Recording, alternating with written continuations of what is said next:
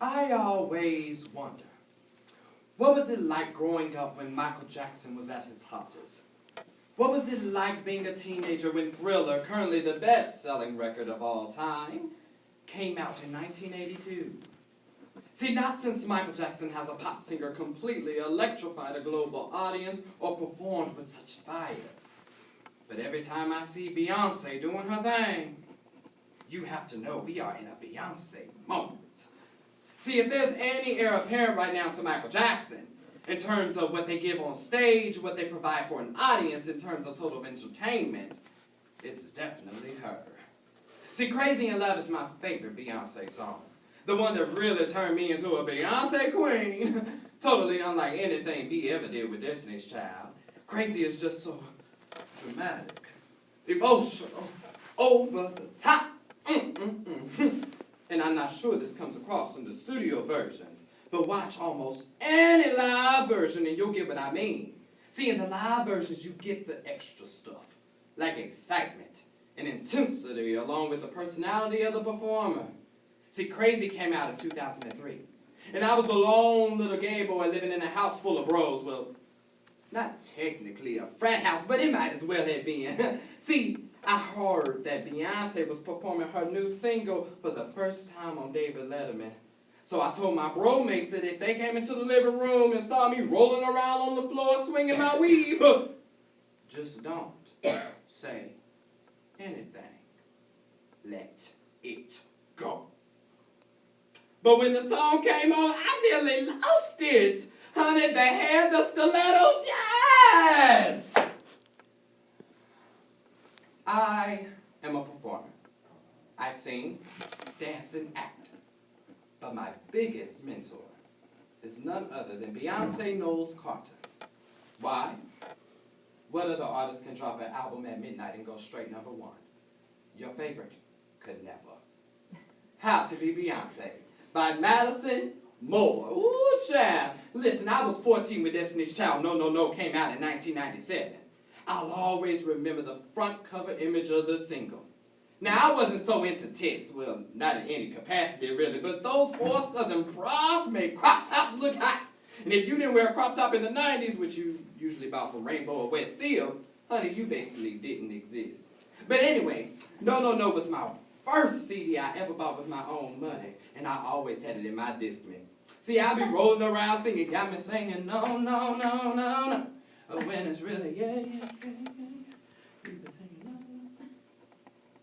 Oh, sorry, I got a little lost right there, didn't I? Well, anyway, listen, Beyonce has been my favorite diva since I was a kid jumping double dutch, singing Can You Pay My Bills playing in the background. See, listen, a few weeks ago, I gave a lecture on pop culture at a university in the Midwest. Now, usually when you're invited somewhere to give a lecture, it's one big whirlwind and you meet lots of people with names you're probably going to forget. But my first meeting was with students on a Saturday morning at the exact time Beyonce tickets were going on sale. What to do? Now listen, surely tickets would sell out in 20 seconds if I wasn't in front of my computer when they dropped. But Sarah, my student tour guide, met me at my hotel and we walked over to a popular campus cafe where I met my first group of students. I showed up and everybody started telling me who they are. Oh my gosh, don't worry. I overheard some students talking. I've been texting back and forth with my sister like all morning. She's sitting right in front of the computer right now to get our tickets. Oh my God. Everybody at the table was a huge Beyonce fan. Y'all, this whole exchange showed me that we're in a Beyonce moment. And one of my favorite moments to be engulfed in if you didn't notice. See, it seems like B has more fans and more fame now than ever before. And after being tucked away from the public eye for a period of time after giving birth, or giving birth if you believe all the conspiracy theorists, Beyonce jumped back into cultural relevance with 2 super visible performances.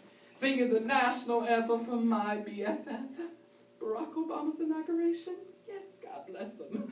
And singing for the Super Bowl halftime performance. See, that's the thing about big stars. They can disappear into thin air and then pop back up when they feel like it.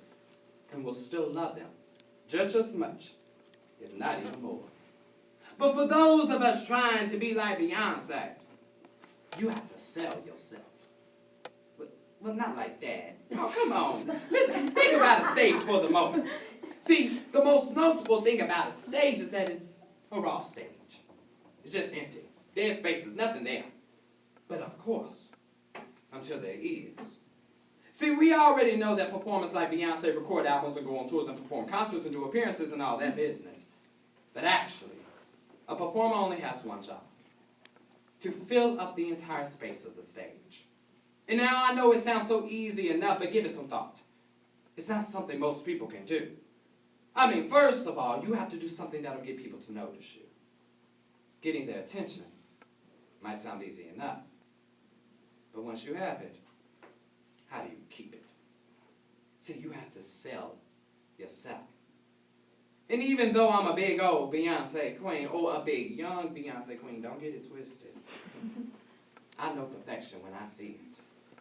And if there's anything about Beyonce that nearly everyone can agree on, she can sell you a song. See, a performer's only job is to fill up that space on a stage to the brim and make us interested.